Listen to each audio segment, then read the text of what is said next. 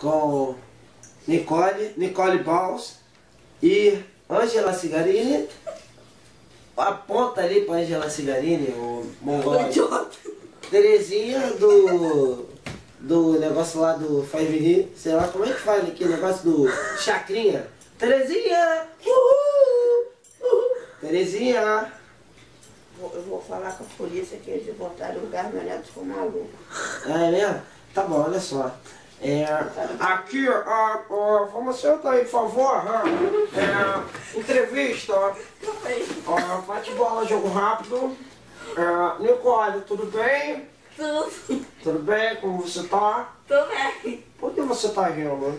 Eu fui Só já. parece ser entrevista só. É só uma entrevista. Para de rir, para. Tira a mão da unha. Caraca. Tira a mão da unha. Tira a mão da unha. Gente, tá ao vivo. Fazer poucas perguntas, entrevista. Como você tá no seu colégio? Estou obrigado pela água, tá? Muito bem. Como tá no colégio? Apanhando a mamãe no dia anterior? Que eu te acordei? Muito bem, colega. Hein? Tô bem. Não, negativo. Você tá parecendo uma japonesa. Você não me respondeu a pergunta? Faz de novo. Nicole Balls. Você não me respondeu a pergunta que você estava dormindo ali nesse recinto aí, parece até cemitério de Jeová, mas você não falou. Você não falou que você faltou de novo? Faltou de novo, Nicole? Não. Então vamos bate-bola. Oi, voz da consciência. Para com isso que ela tem que dormir mesmo, porque ela hoje de manhã ela quase não foi pra escola. Se não fosse... É mesmo, voz da consciência. A gente tá Tá. Tira a mão da boca. Tira a mão da boca. Tira a mão. Tira a mão da boca, porra. Ih, para a produção. Vai lá, Nicole, sério. Vai lá.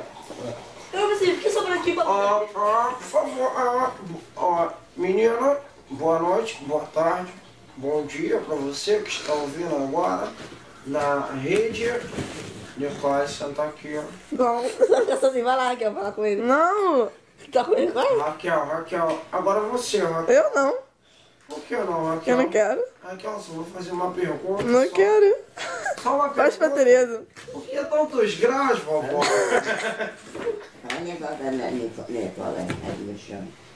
Nicole, aqui.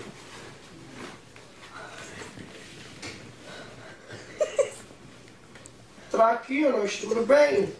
Fazer uma entrevista com você. Tá bonito, gostei da gravata.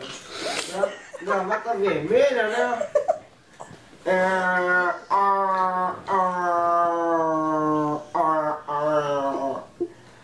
Mas você, Traquinas, por que você é tão colorido? Você gosta do Partido Feliciano? Não.